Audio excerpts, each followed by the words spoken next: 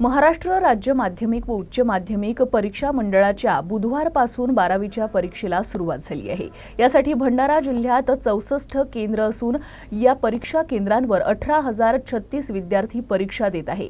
12वीची परीक्षा कॉपीमुक्त वातावरणात व्हावी यासाठी पोलीस बंदोबस्तासह भरारी पथकांची नियुक्ती करण्यात आली आहे।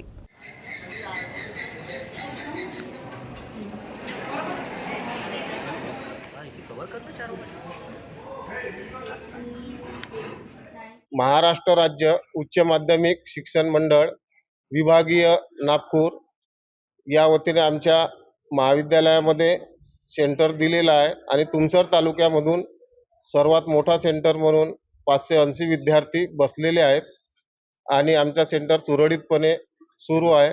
आज दिनांक 21/2/2024 रोजी इंग्रजी या विषयाचा पेपर आहे आणि तो सुरळीतपणे आता सुरू आहे।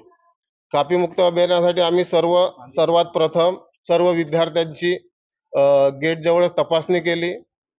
त्याच्यानंतर सर्व विद्यार्थ्यांना बॅगा ह्या 100 मीटरच्या दूरच ठेवायला लावल्या।